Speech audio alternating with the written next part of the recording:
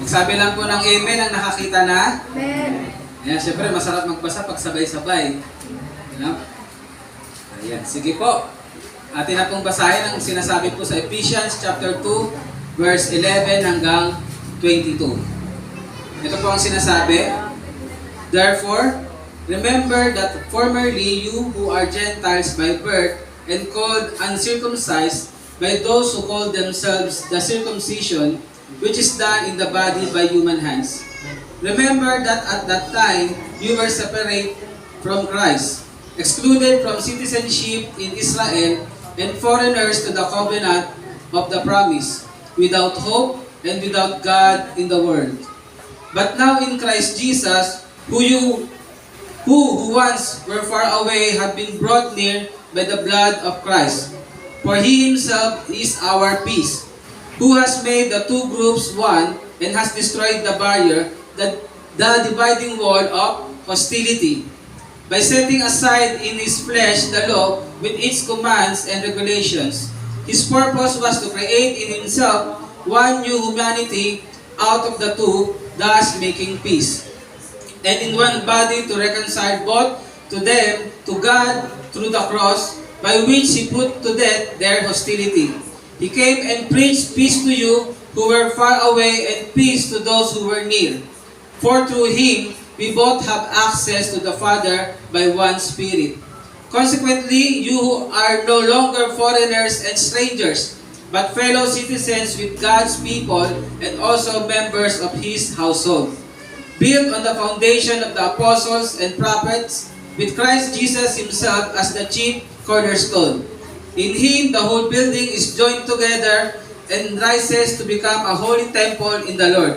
And in Him, you two are being built together to become a dwelling in which God lives by His Spirit. Tayo po ay manalangin.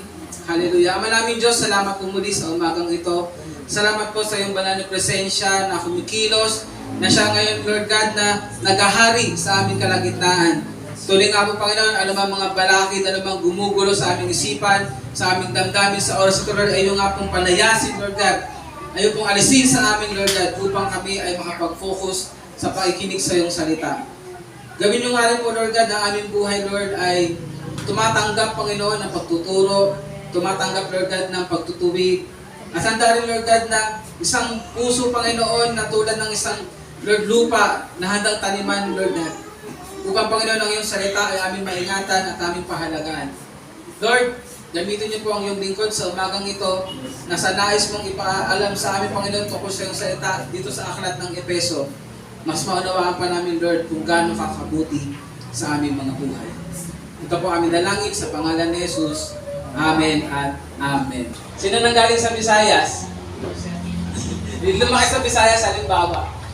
Diba? Alam niyo po ba yung pakiramdam na ikaw ay nagpunta sa isang lugar at ikaw ay foreigner? Kumbaga, hindi naman foreigner na taga-ibang lugar ka. Kumbaga, parang foreigner ka kasi alam mo hindi ka doon lumaki. No, wala kang nakilala, yung lugar bago sa iyo. Amen? Ano kaya pakiramdam mo? Pag pumunta ka doon, di ba kakabang ka? Parang medyo nahihiya ka. Si ate, nahihiya pa sa ate. Yes! Nahihiya rin pala si ate yan. Pero pag nilapitan mo yung si ate, kahit hindi niya kakilala, nakakausap niya.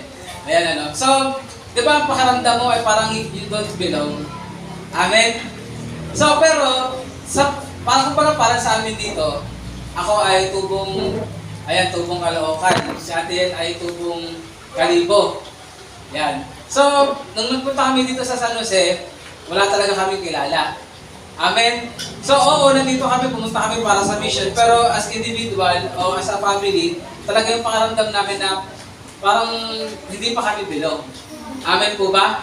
Na dumating kami dito, na walang kakilala, hindi nga lang walang kakilala, wala rin gamit. Ayan, no? So, kakain kami sa plaza. Naalala pa namin yun, kakain kami sa plaza. Pero parang kami pa rin. Kasi tinan namin yung lugar bago. Amen? Pero as the time goes by, may mga nakilala, ayan, no? Mga kapatiran. So, sabi nga, isa sa masarap na pakiramdam na kahit hindi ka lumaki sa isang lugar ay yung nararamdaman mo na you are accepted. Amen po ba? Na hindi pinaparamdam sa'yo na hindi ka naman Batanggenyo. Diba? pag nagbatanggan nyo ang pilit, na kumbaga hindi pinaparamdam sa'yo na sampit ka lang dito. Amen po ba? So, dito ngayon sa pag-uusapan natin, meron siyang resemblance. Ayan. May pagkakahawig na tinatawag nga na tinukoy ngayon ni Apostle Pablo dito. Si Apostle Pablo po kasi, siya ay isang Hudyo. Ayan. Pero, bukod kasi sa Hudyo siya rin ay Roman citizen. Kasi kung saan siya pinanganak na lugar, ay pag pinanganak doon, ikaw ay automatic Roman citizen. Pero, siya ay Hudyo. Ngayon, dito sa mga taga-Efeso, ang kanya po kasing audience dito ay mga tinatawag na mga Gentiles. Ayan. So, kailangang ipaliwanag ngayon ni Apostle Pablo sa kanila kung ano nga ba ang kalagayan dati ng mga Gentiles. Amen? Kasi, kung hindi mauunawaan ng mga Gentiles kung ano ang kalagayan nila dati, bago pa dumating si Kristo o bago pa ang ginawa ni Kristo, maging ang mga Gentiles siguro magkakaroon ng pagmamalaki sa kanilang sarili. Amen po ba?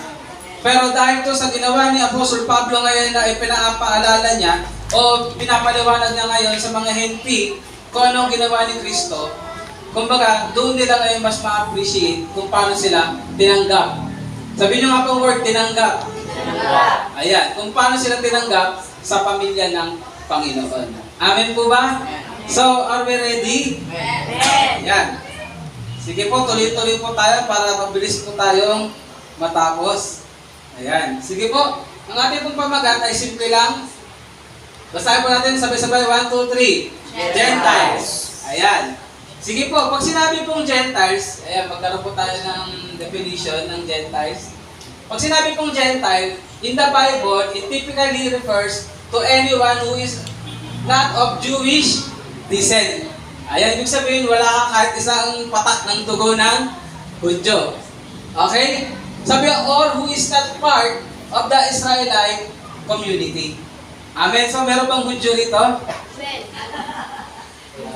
May Hudyo rito? Wala. Ayan. So, it's a term often used to distinguish. So, para daw malaman, no? Kung sino yung Jews at sino yung mga non-Jews. So, in some context, it can simply mean nations or people in broader sense. Ibig sabihin kung lalawakan pa natin. So, malinaw po na tayong mga Pilipino, ang tawag sa atin ay Gentiles. Gentiles. Amen. So, nababanggit naman na ni Pastor yan, sa Tagalog ay Hentil. Ayan. Pero, meron po kasing may lahi ng, Hap. Sino po rito yung Pilam? Wala naman, Alam niyo po yung mga Samaritans? Ayan. So, ang Samaritans po kasi, ang lahi nila ay kalahati Hudyo, kalahati Hentil. Ayan. Kaya po, ang mga Hudyo, purong Hudyo, ayaw nila sa mga Samaritans. Bakit? Kasi ang tingin nila sa mga Hentil ay marurumi. Tawag sa atin ay marurumi. Kasi nga, di ba, kanina, binasa natin yung tungkol doon sa circumcision. Natapin ko na yung circumcision, di ba? Ayan, so papi, pag hindi ka tuli, ayan, ikaw ay madumi. Ayun ang pinangahawakan ng mga Hudyo. Amen po ba? Mamaya siguro itanong ko ito sa palaro ko. Ayan. Sino ba ang unang natuli? Ayan. Mamaya, basahin niyo na sa Genesis, hanapin niyo ha. Ayan. So sabi ko pag hindi ka circumcised, hindi ka kasama sa tawag doon sa lahi ng mga Hudyo. Amen po ba? Amen. Ang mga Samaritano, kaya nga sino nakaalala ng sheriff na Ate Ruth? Yung the good Samaritan. Kasi yung nabugbog, siya? Hudyo. Sino yung unang lumakad? Nakakita sa kanya, Pariseo, di ba? Tapos pari. Ano yun? Hudyo ba yun o Hentil? Hudyo. Pero sino ang tumulong? Samaritano. Ayan. So, parang pinapaliwanag doon na hindi yan tungkol sa anong lahi mo, kundi anong puso merong kapagating sa pagtulong. Amen po ba? So, ganito sila sa mga Samaritano kasi nga hap-hap. Ayan, kumbaga para sa kanila, madumi ka pa rin kasi may lahi ka ng Pilipino o kaya ng Amerikano, hindi ka Hudyo. So, una-unawaan na po natin ngayon pag sinabing Hentil. Ayan. So, sabi nga po, pag mababasa po tayo ng Old Testament, meron po dyan mga tinatawag na mga notable persons na sila ay Hentil. But then, sila ay nakaranas ng kaligtasan. Amen? Pero sa Old Testament kasi kung babasahin natin, piling-pili lang po ang mga hinti na makakatanggap ng kaligtasan. Amen?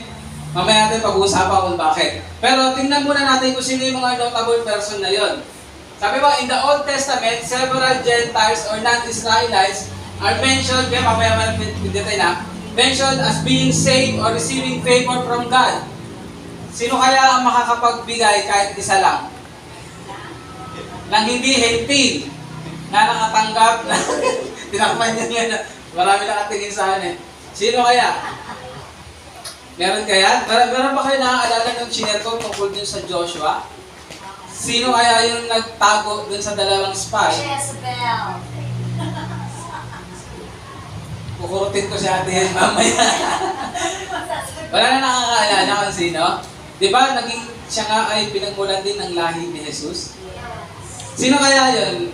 Letter R ang simula niya. Sino nagsabi? Ayan, si Rahab. Ayan. Sino nagsabi si Kuya J, di ba? Si Kuya John Lee. Kapal natin. Malinaw pa ako ni Kuya John Lee. Ayan. Sige, pindutin natin. Ayan, pindutin pala ni Kuya ano. Ayan.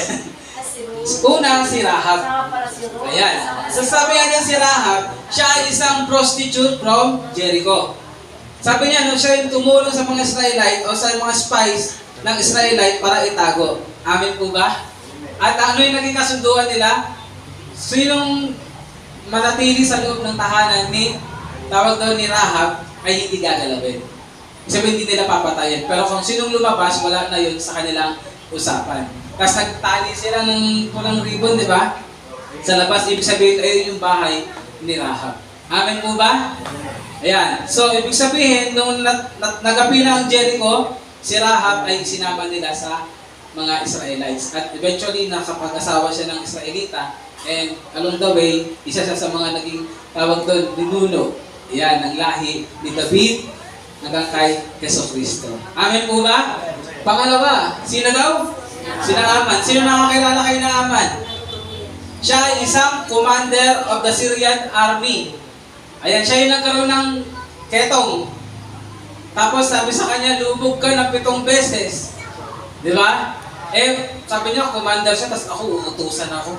Ayan. Pero sumunod siya, at sa 7 beses, pag-angat niya, malinis na siya. Amen po ba?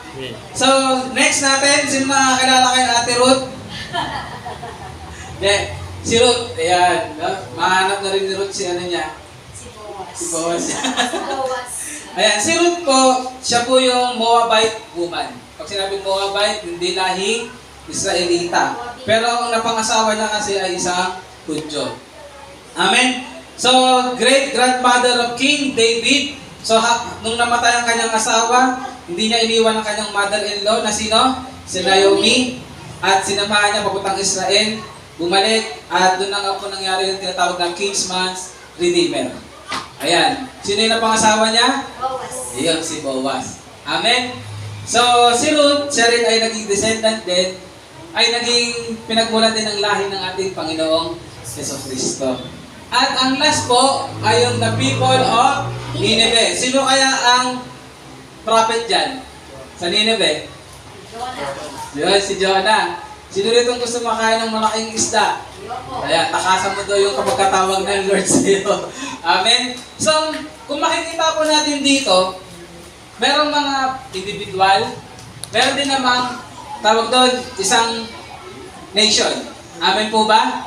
Pero kung titingnan natin sa Old Testament, talagang, kumbaga, pili lang. Amen po ba? Pili lang talaga. Bakit? Kasi unang binuo ng Lord, ni Yahweh, ay ang bansang Israel. Kasi sila ang tinatawag na chosen nation. Ibig sabihin ba nun, chosen, chinos ba sila dahil magandang lahi sila? Dahil matutuwid sila? Hindi. Simple lang ang sagot, dahil sila lang ang pinili.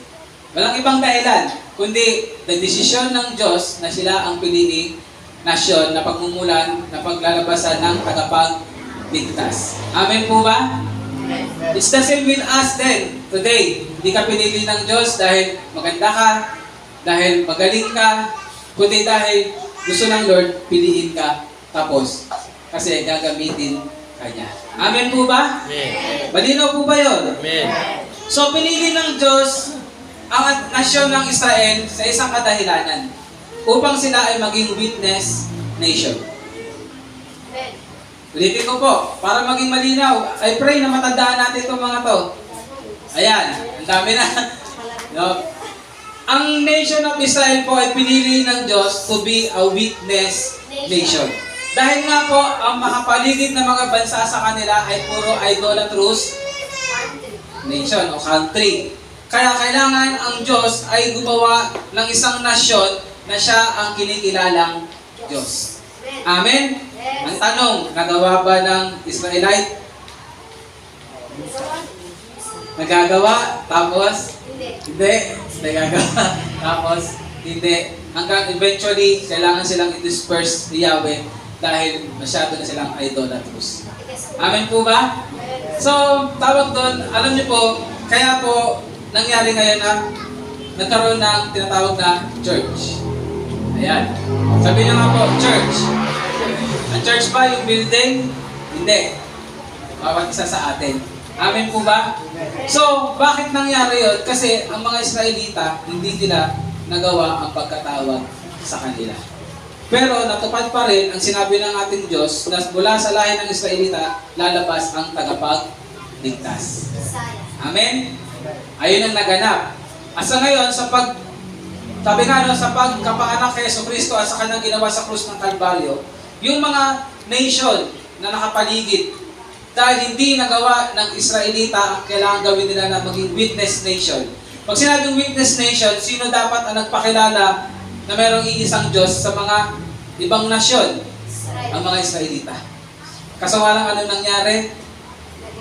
Sila ang na-impluensyahan. Sila ang pinasukan ng iba't ibang paniniwala. Sila ang kumuha ng mga Diyos-Diyosan. Amen? So, kawawa naman, kung titingnan natin, kawawa yung mga surrounding nation. Yung mga hentil. Sabi nyo nga po ulit, hentil.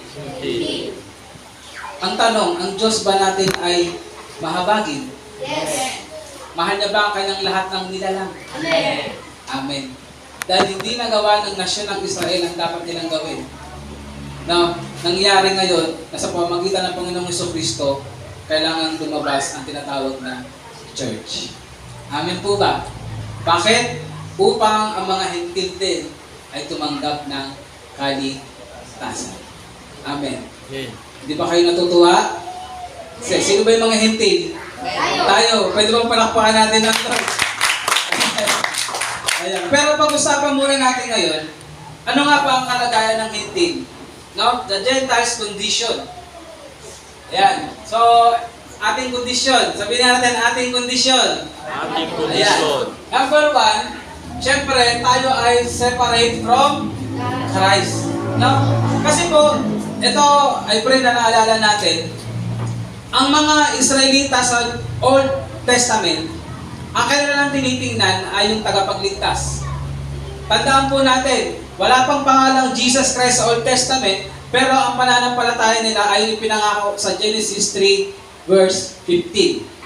Yung tagapagligtas. Kaya nga, ang pananampalataya, same, nung Old Testament at New Testament ay doon sa tagapagligtas. Amen po.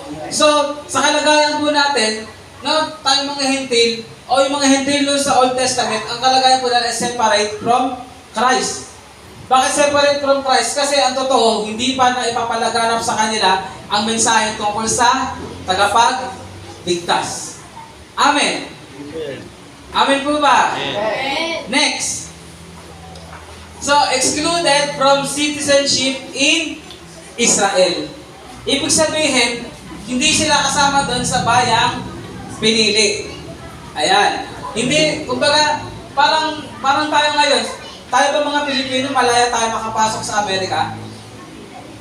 Parang kahit may pampamasahe ka, hindi ka pwedeng bili ng ticket, tapos lipad ka doon. Pagdating mo doon, balik ka dito.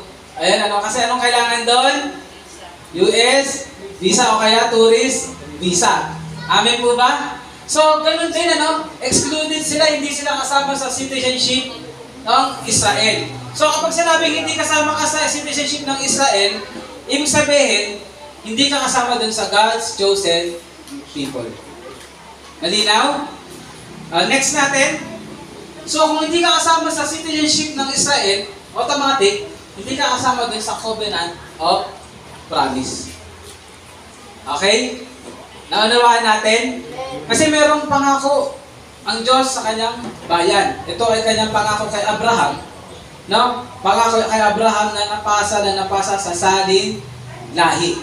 Amen? So kung hindi ka kasama dun sa citizenship of Israel, automatic, hindi ka kasama sa covenant. Kumbaga sa mga pamilya, sino rito ang meron ng mana? Ay halimbawa ako, mamana ako si JD, si Jaire. Tsaka si Rian, si Jeremiah. Pwede ko bang sabihin, Jandy, ikaw rin, may mana ka rin, ha? Diba, hindi? Kasi hindi nga siya kasama sa family. So, ibig sabihin, hindi rin kasama sa citizenship ng Israel, so automatic, yung promise, hindi ka kasama. Hindi tayo kasama. Malinaw po ba yun? Ayan, so, sa lahat ng yan, masaya pa yan? Sa ating mga intake? Hindi, di ba? Kasi lahat tayo, excluded tayo. Next, ito yung matindi. Kapag ang kalagayan ng mga Hindus, they are without hope. Wala silang pag-asa. Anong pag-asa? Sa tingin nyo? Pag-asa sa pangwalang hanggan. Kasi marami naman nung panahon ng Old Testament na malalakas na mga bayan. Babylon, di ba? Alam niyo yan? Assyrian, Egypt, malalakas sila. Pero pag natapos na ang lahat, ano na? Pag namatay na sila, ano na? They are without hope. Kasi ang totoo, ang pag-asa ay na kanino lamang? Na kay Kristo. Amen po ba? Amen. Malinaw po ba yun sa atin? Amen. And lastly, ito ang pinakamatindi. They are without God in the earth. Kasi hindi nila kilala ang Diyos. Pero ang totoo, meron namang Diyos. Amen? Pero ang matindi sa kanila, hindi nila kilala ang Diyos. Ngayon, balikan natin. Bakit kaya ganito ang kalagayan nila? Bakit ganito ang kalagayan nila? Uulitin natin ang sagot. Kasi hindi nagampanan ng Israel ang pagkatawag sa kanila na dapat sila ay ano daw po? Witness nation. Kapatid, meron bang na-strike sa puso mo yung word na yon? Na ito yung kalagayan ng mga Hintil dahil hindi nagawa ng Israel ang kanilang katawagan. So sa buhay natin dito ngayon, kung katulad tayo ng Israel, kamusta na lang ang kalagayan ng iba? Amen po ba? Kasi hindi natin nagagawa na tayo ay maging witness. Amen? Ayan. So, napakahalaga na dapat ginagawa natin ang ating pagkatawag. Sige, sabihin mo sa katabi mo ngayon, gawin mo ang pagkatawag sa atin. Pagkatawag sa atin. Ang lamya naman yung may diin. Yung totoo. 1, 2, 3. Gawin mo yung tinatawag sa akin. Gagawin. Kasi alam niyo kung bakit. Kasi tayo na. Yung pag yung word na alam niyo yung the last resort. Tayo na. Amen. Kasi kapag dumating na yung time na si Jesus, ang ating Panginoong Jesus ay bumalik upang kuwain tayo. Yung mga may iwan, sila talaga bahala. No? Dahil para lang, ang time lang na para piliin nila na manampalataya sa Panginoon ay kung patay sila o buhay. Amen po ba? Amen. Isipin mo na lang kung mahal mo sa buhay yun, kung kaibigan natin. Amen po ba? So hindi natin alam kung kailan babalik ang Panginoon, so we need to do our part. Amen. Amen po, simplihan lang natin kung sinong makausap natin, kung sinong mahal natin sa buhay. Amen po ba? Amen. Huwag nyo namang si Diretso ay papunta kang impyerno, kaya kailangan ka na. Hindi naman ganun. Kaya pag namatay ka ngayon, makikita kitang lumalangoy, pero Baka unahin ka niya. Sige, salangin ka naman eh. Ang lakas na yung loob mo ha. Ayan. So, hindi naman ganun na. Alam na natin yan. Pero sa mga gustong matuto how to share, ayan. Pwede po tayo yan na magkantak po tayo. No, kung paano po tayo mag-witness. Amin po ba? Especially na pagtapos itong langoy-langoy natin, ay dadiretso po tayo dun sa ating gawain ng evangelism. Amin po ba? Pwede natin palakpakan ng Lord. Ano? So, tuloy po tayo. Dahil nga hindi nagawa ng mga Israelites, no? Ang ating Diyos ay talagang napakabuti. Amin po ba? Kasi hindi niya nayaan na, ay, wala na itong mga hintil na to. Hindi. Kundi tuloy pa rin ang plano niya. Bakit? Kasi nga, ayan, may tanong lang. Tandaan niyo po yung mga sinasabi ko ha. Kasi mamaya doon sa palaro, para hindi po mamunti yung mukha niyo, kailangan niyo po makasagot. Kasi ano ang nilalaman ng Bible? Ano ang pinakapuso niya? It's the redemption plan of God. The redemption plan of God to mankind. Amen. Amen po ba? Na ang lahat ng tao ay maligtas. Amen. Amen po ba? Amen. So, ibig sabihin, kung hindi nagawa ng mga Israelita, hindi pa rin tapos ang Diyos. Amen. Kaya ngayon, ito na ang sunod, ang ating Panginoong Jesucristo. At alam na natin ang istorya. Salamat sa Panginoon. Sabi nyo nga, thank you, Lord. Thank you, Lord.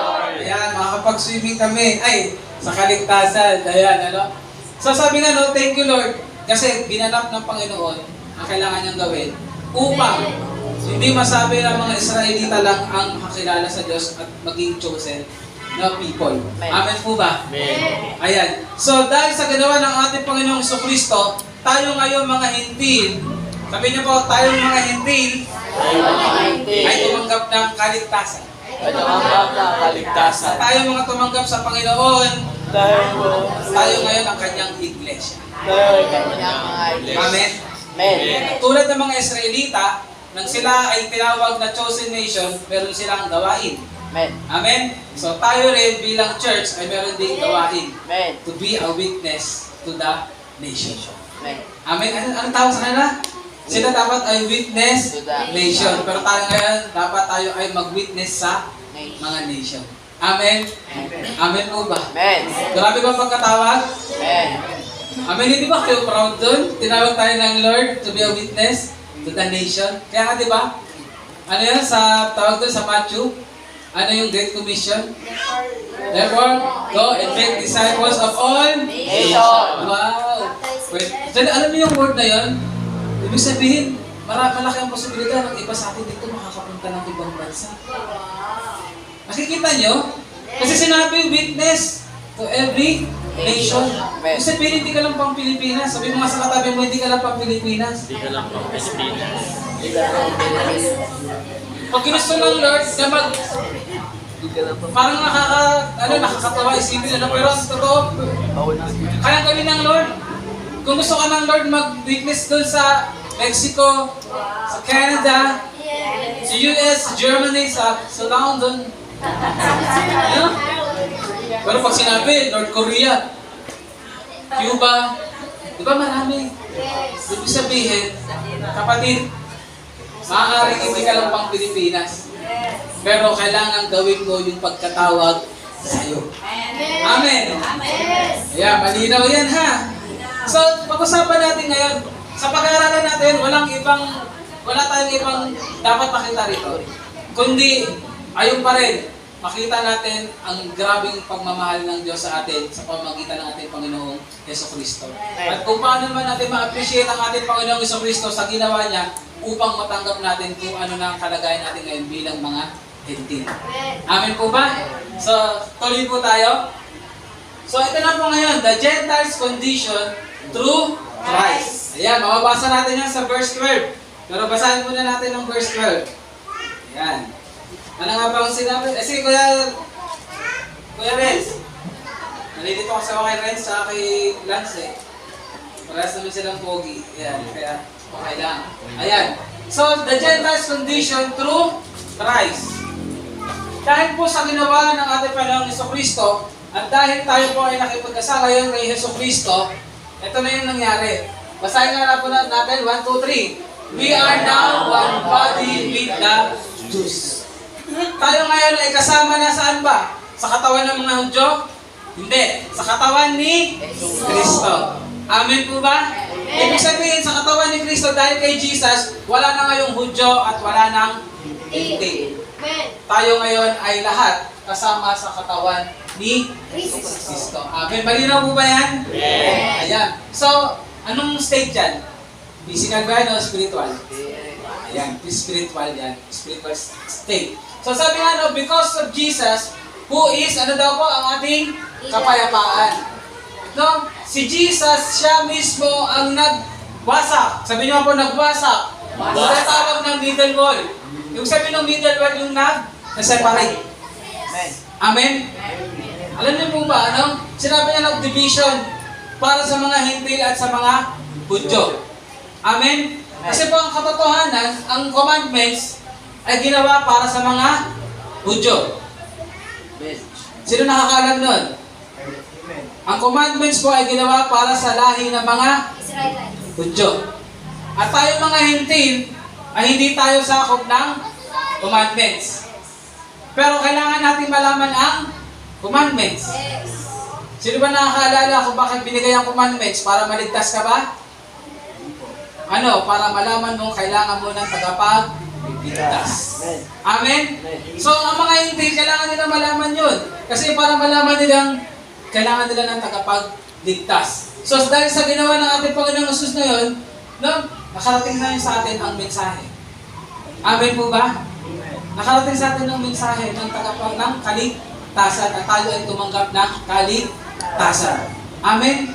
Kasi wala nang Hudyong gustong gumawa eh. Kaya kailangan matupad na may panganak ang iglesia. Amen po ba? Ang iglesia, ang church. So, nung nangyari yun, dahil po lumaganap ang salita ng Lord, tayo mga Hudyo ang nakatanggap din. O baka masama sa tanong mamaya, sino bang apostle ang itinalaga ng ating Panginoong Jesucristo para sa mga Hintil? Pablo. Tandaan niyo ha, si Pablo. Amen po ba? Although si Peter yung unang ginamit sa lahi ni Cornelius, si Cornelius kasi ay hindi rin sila mga Hintil. Pero specific lang. Pero sa sa mga karamihan o sa lahi talaga ng mga Hintil, ang tinawag ay si Pablo. Amen po ba? Ang tanong, ginawa ba ni Pablo? Yes. Ayan, ulit. Ginawa ba ni Pablo? Yes. Kaya po nakarating hanggang sa atin ngayon ang salita ng Diyos. Amen? So sabi niya na, no? Sa pamagitan din po ng kamatayan ng ating Panginoon sa krus ng Kalbaryo, no, talaga pong nangyari na nasira na po ang anumang naghihiwalay sa Jews at sa mga Gentiles. Amen po. Kaya nga po laging sinasabi lagi ni Pablo na huwag magmalaki ang mga Hudyo.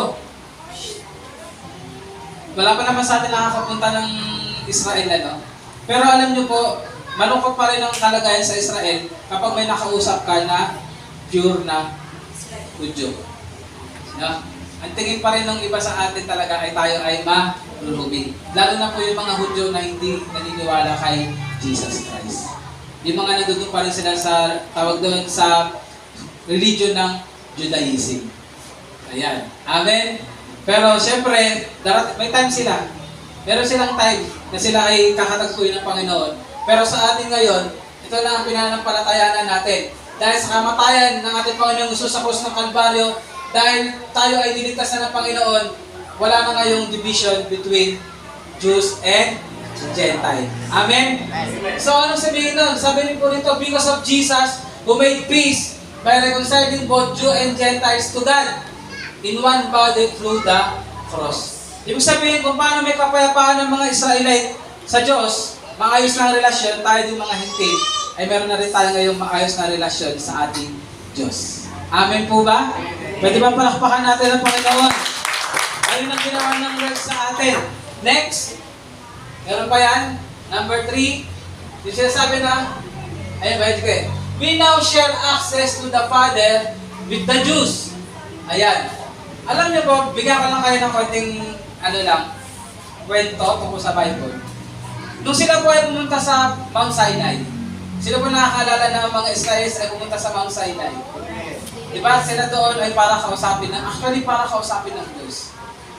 upang ang Diyos ay ang maging, kasi si Moses at si Yahweh nakakapag-usap sila ng direktahan.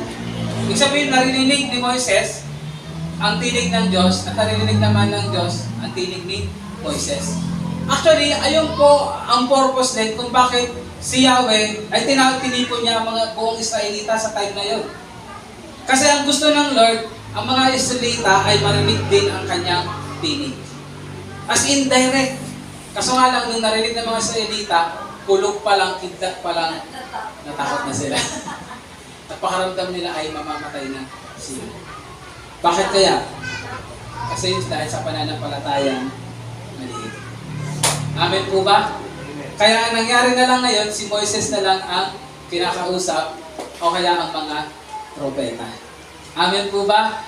So, ganoon no? Pero ngayon, salamat sa Panginoon, sabi nga ang pag-access sa Father noon, napakahirap. Sabi nga di ba, para yung mag-aahain ng alay, yung pinaka-high priest, every year, napasok doon sa Holy of Holies. Pag may konti siyang kasalanan, patay siya. Nakatake na lang siya palabas. So, ganun kahirap pumunta sa presensya ng Diyos. Pero dahil sa ating Panginoong Jesucristo, sino nakakaalala ng kinanta na, You tore the veil, You made a way. Kasi sabi dun, di ba, yung tawag dun, yung veil, makapal yun. Na-share ko na yun sa inyo, di ba? Nung si Jesus ay namatay, yung veil na yun ay nahati. Amen po ba? At hindi yung kayang hatiin ng isang tao lang kasi makapal yun. Ang Diyos ang naghati ng veil na yun upang ang sino man ay makalapit na ng malaya sa Kanya. Na sumampalataya sa Panginoong Jesucristo. Amen po ba? Bakit kaya? Paano tayo makakapasok doon? Siyempre, kapag ang banal na Espiritu Santo ay nasa atin. Malinaw po ba yun? Kaya sinabi niya, we now share access to the Father with the Jews. Bakit? Kasi dahil sa banal na Espiritu Santo. Amen po ba? Amen. At kailangan natin i-consider na yung ginawa sa atin ng Lord that we are born again. Religion ba yun? Hindi. Kundi yung nangyari, ang Espiritu mo ay muling pinuhay ng Diyos. Ang Diyos ay Espiritu. Kaya sinabi ni Kuya Renzi kanina, kailangan ng sumasamba sa Kanya, sumasamba sa Espiritu at katotohanan. Ibig sabihin may Espiritu ka, buhay yung Espiritu mo. Kaya ngayon, meron kang kakayanang kumonekta sa Diyos. Amen? Bakit kailangan ng katotohanan? Ang pagsabong mo sa Diyos ay kung paano mo siya nakilala sa Kanyang salita. Dahil ang Kanyang salita ang katotohanan. Amen po ba? Amen. Malinaw ba yun? Amen. Ayan. So, next.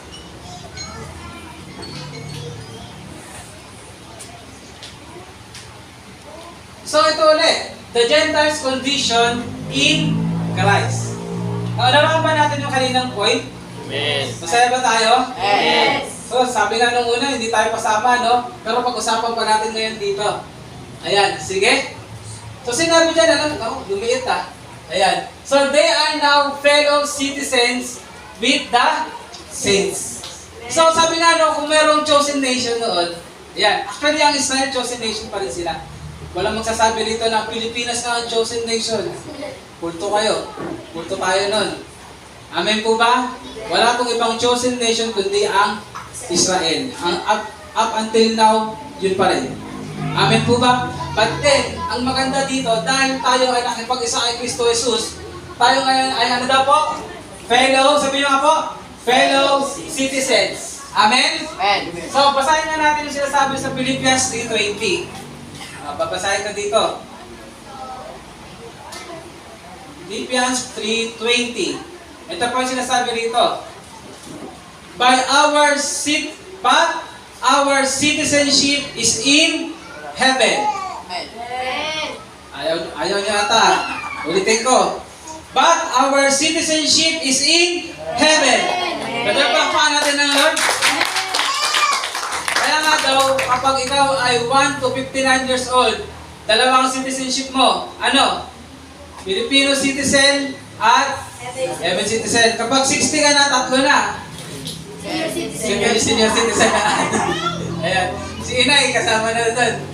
Si Inay pa lang bang 60 above dito? Inay. Inay, alam niyo po yun, tatlo na pala citizenship yung inay.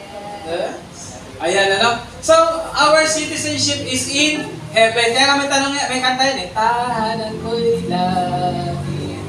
Ayan, ano? So, sa lahat sa atin dito, pagdating sa langit, now, wala nang ibang lahi doon. Amen. Amen? Ang tawag na sa atin lahat ay citizen of heaven. Amen po ba? So, sabi dyan, ano? Before, ang tawag sa mga hentil, tayo ay parang alien. Ayan, alien. Pag sinabing alien, hindi ka taga doon. Hindi naman ibig sabihin, galing ka from outer space. Yan, ano? Alien from the Commonwealth. Ibig sabihin, pag sinabing Commonwealth, sa tawag doon, sa bansang Israel. Amin po ba? Di tayo nakabilang doon sa batas nila, sa mga pinagkasunduan nila. So, tinatawag tayong strangers from the covenant of promise. So, kung noon, hindi tayo kasama sa promise, ngayon, ano daw? Kasama na ba tayo? Ulitin ko, kasama na ba tayo? Yes. Bakit? Kasi po, sinabi po, tayo po ay tinatawag din mga anak ni Abraham. Amen. Alam niyo ba yun? Tinatawag din tayo mga descendant ni Abraham. Saan? Sa physical ba o sa spiritual? Spiritual.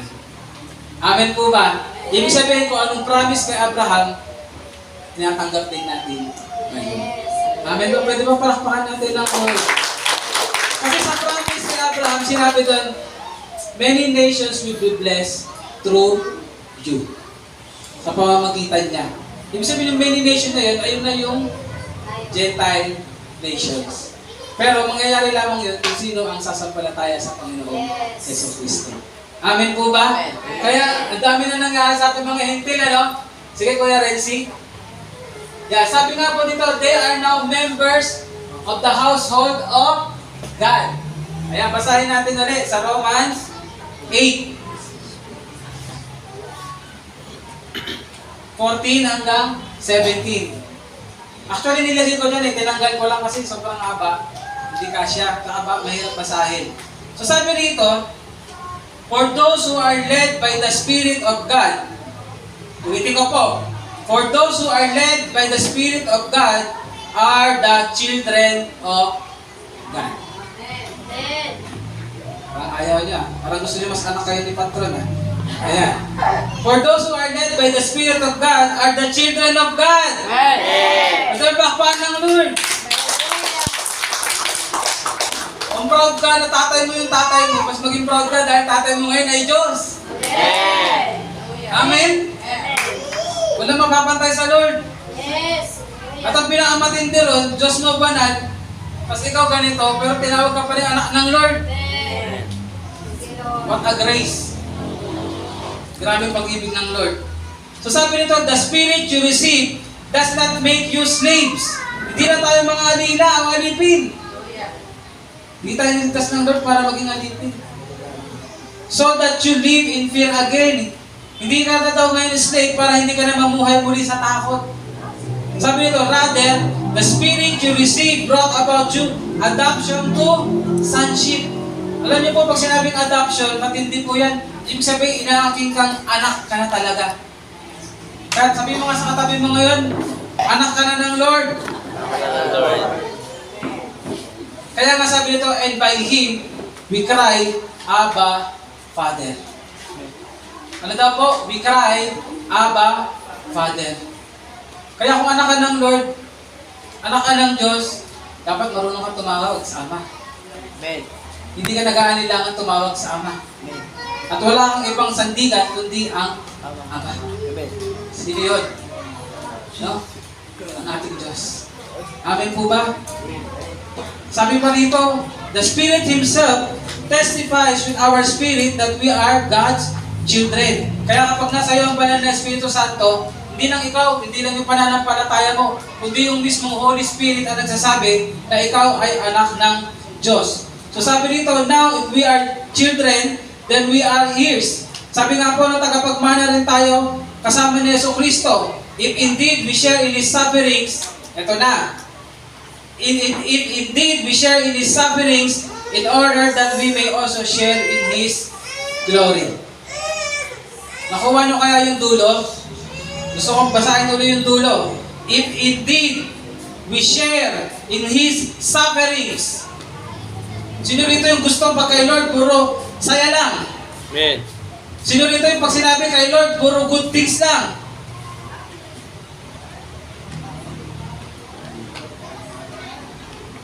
Kapatid, we also need to share in Christ's sufferings.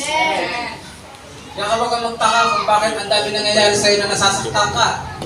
Huwag kang magtaka kung bakit may pangyayari sa iyo na nahihirapan ka. Kasi si Jesus, mas matindi ang dinanas ka. Kapatid, natural ang sufferings kapag kay Kristo ka na. Huwag mong iisipin na kapag kay Lord ako dapat magaan lang lahat. Hindi gospel yun. Pag nagtuturo sa inyo, pag kay Jesus ka, hindi ka na maghihirap. Wala ka na mararanasang gutom. Lahat maayos. Wala kang problemahin. Kapatid, hindi ganun ang mensahe. Kung ano ang nangyari kay Jesus na sufferings, maaari natin pagdaanan. Because we need to share in His sufferings. Bakit? Para tayo ay mag-share din sa Kanyang glory. Amen po ba? Kapatid, yun ang katotohanan. Kaya, taas nga kamay ng mga minararasang sufferings. Kung paano mo kataas, ganun din, tawag doon, kung gaano kabigat yung naranasan mo, ganun din pagtaas mo. Sige nga, taas kamay. Yan, naligo naman tayong lahat. Kapatid, I hope maunawaan natin bakit nararanasan natin yan. Ayaw mo sa gusto. Lord, sumusunod naman ako. Lord, ginagawa ko naman lahat, Lord. Mukha naman ako mabait. Mukha naman akong tahimik. Diba? Ayoko nga ng away. Pero bakit ganito? Because there are sufferings. Because Christ suffered sufferings. Kaya kapatid, huwag ka na magtaka. Amin po ba? Yes. Pero huwag kang mag-alala. Those sufferings, hindi ka pinababayaan ng Lord. Ang Lord ang tutulong sa'yo. Ang Lord ang magliligtas sa'yo. Amin po ba? Malinaw? Yes. So, ang sarap pag nagbabasa ng salita ng Lord, Amen. So sabi dyan, kaya tinatawag tayo ngayon, we are part of God's family. Sige, tignan mo mga katabi mo. Gusto mo bang kapamilya yan? Amen. Ayan.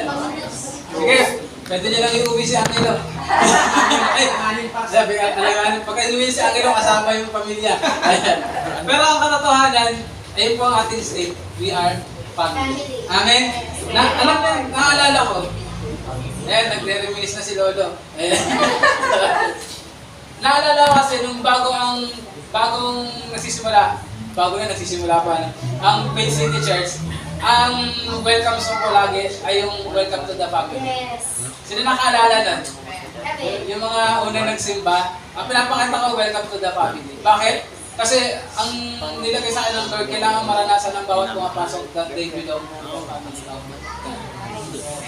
Parang gusto katang kantahin ni Marisa. Pero pakinggan nyo na lang sa YouTube, yung welcome to the family. Ang ganda ng kanta na yun. Amen? Ayan. Sige, next. Parang mahaba tayo Sige. Balik tayo dito. So, the generous condition in Christ, parang bumalik ko yan. Diba? Wala na? Sige, ito na ngayon. So, sabi nga po doon, ito pala yung pangatlo. So, they are now part, of the holy temple in the Lord. So, anong ibig sabihin lang naman yan? Ito yung mga kapatid. Dati kasi, yung sinerte ko ya Red si kanina. Di ba sinabi si Jesus na actually nagsabi nun Kasi tinanong siya kung saan sila sumasamba. Ayan. Sinabi nung Samaritan woman, sumasamba kami doon. Sa templo na yon. Kasi ang mga Hudyo, sinasabi nila, sumasamba kami dito sa templo na to. Amen? Kumbaga parang sa kanila, hindi ka pwede sumamba sa isang lugar kasi ang paniniwala nila, wala doon ang presensya ng Lord. Amen? Kumbaga kailangan may specific place. Pero ang sinabi ni Jesus, ano sinabi niya? Ang Diyos, naghahanap siya ng mga sasamba sa Kanya sa Espiritu at katotohanan. Ano yung sabihin nun? Actually, ang pag-worship sa Lord, wala sa lugar. Ulitin ko po, ang pag-worship sa Lord, hindi yan nababatay kung nasan ka. Amen. Amen po ba? Amen. Hindi yan nababatay kung nandito ka sa church, o nasa bahay ka, nasa school ka, nasa trabaho ka, anywhere. Anytime. Amen po ba? Amen. Amen. Ayan. So sabi nga po dyan, pero alam niyo po ba, isa rin sa maganda, dahil na dapat maalala natin, papasok na naman tayo dito. Amen. Sabihin nga natin, pag nasaktan ako sa narinig ko, tatanggapin ko. Ulit. 1, 2, 3. Amen. Kasi ang minsan nakakasakit sa iyo, yun ang kailangan para magising ka. Amen? Para magtuloy tayo. Kasi sinasabi rito that our body, pag binasa natin yan, 1 Corinthians 6, 19-20 na pag-uusapan dyan that our body is the temple of the Holy Spirit. Naniniwala ka ba na ang katawan mo ngayon ay pinanahanan ng banal na Espiritu Santo? Amen. Gusto ko lahat marinig. Naniniwala ka ba at nananampalataya ka na iyong katawan ngayon ay pinanahanan ng banal na Espiritu Santo? Amen. Kung may bahay ka, gusto mo ba may taong papasok? O ikaw mismo, sinisira mo yung pinto? Sagot? Maulan, maputik. Hahayaan mo bang papasok ka sa bahay mo nang hindi ka nagugas ng paa? O ay pasok na yung sapatos mo? Magagawa mo kaya ang bahay mo ay hindi mo walisan sa loob ng 1 taon? Ano ang gustong sabihin ni Pastor? Alagaan mo ang pisikal mong katawan dahil ang nananahan dyan ay banal na Espiritu Santo. Amen. Kung ano ang mga bagay na nakakasira dyan, kapatid, tigilan mo na. Amen. Amen. Tigilan na natin. Huwag natin sirain ang bahay ng banal na Espiritu Santo. Bakit? Sa totoo lang, ang Espiritu Santo hindi na-epektuhan eh. Pag nasira ang bahay niya, ikaw ang apektado. Amen. Amen. Amen. Sino rito ang gustong mabuhay ng hanggang, sabihin natin, minimum of 60 years old? Amen. Isa lang? O 100? Amen. Amen. Sige, itodo na natin 100. Kaya ulit, sino dito gusto mabuhay ng hanggang 100? Amen. Pero kung ano ba ang buhay mo hanggang 50 lang? Paano ang buhay mo hanggang 60 lang? Tapos nagkasakit ka sa edad na 40. Eh hanggang 60 ka. Paano mo ngayon? May sakit ha? Kamusta ang buhay mo for the 20 years na natitira na may sakit ka? Masaya? Mahirap? Malungkot, di ba? Bakit? Kasi ang maaari, sinira mo ang templo ng banal na Espiritu Santo. Amen po ba? Nakukuha natin? Ang Lord, hindi niya lang naman tayo pinagbabawalan sa mga bagay na hindi dapat dahil lang mahigpit siya. Makinig kayo sa akin, mga nanay, tatay, ako lang yung tatay. Kasi ang hilo. Kaya naman pinagbabawalan natin mga anak natin, baka lang ba sabihin, magulang nyo kami. Di ba hindi? Kasi alam natin, pag ginawa nila yung bawal, at yung mali, mapahamak sila. Para sa ating good pa yan, sa mga anak natin. Mga anak, ganun din. Ba't kayo pinagbabawalan? Huwag muna mag-boyfriend, girlfriend. Kung nag-aaral. Di ba? Kasi pwedeng maka-distract sa pag-aaral. Amen? Pero yung mga may boyfriend, girlfriend, huwag naman kayo maghiwalay na. Sabi ni Pastor. Awayin nyo naman ako. Ayan. Pero hanggat maaari sa mga wala. Pero sa mga meron, ayusin nyo. Magpagabay kayo. Amen po ba? Ayan. So, para sa inyo yun. Para sa atin yun. Kaya pag sinabi ng Lord, bawal ito, bawal yan, hindi ka pinaghihigpitan dahil may higpit siya. Kundi dahil kapag hindi mo sinunod, mapapahamak ka. Amen po ba? Kaya nga sinabi ko kanina, paano kung ang buhay mo, guys, 100 nga.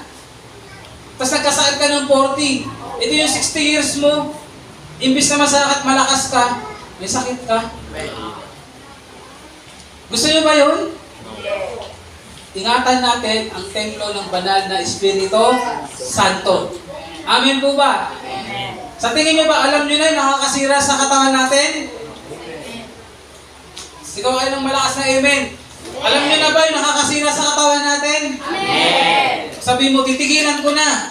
Titigilan. Lord, tulungan mo ako. Okay po ba? Amen. Iniiwas lang tayo ng Lord sa lungkot na pwede mong maranasan sa haba ng buhay kung nagkamali ka sa paggamit at pag-aalaga sa katawan. Sa katawan mo. Amen po ba? Amen. Ayan. Hindi galit si Pastor. Kailangan lang marinig. Amen po ba? Amen. So, ayan ang nangyari ngayon sa ating kondisyon dahil kay Yesu Kristo, No? Hindi ka lang makakalapit sa Panginoon dahil sa Spirit niya, kundi ikaw mismo ngayon ay tinatawag na templo ng banal na Espiritu Santo. Kaya nga walang makapagmalaki sa atin ng mga Hudyo. Nasabihin nila kami lang. Kasi wala na ngayong separation between Jew and Gentiles because of what Jesus done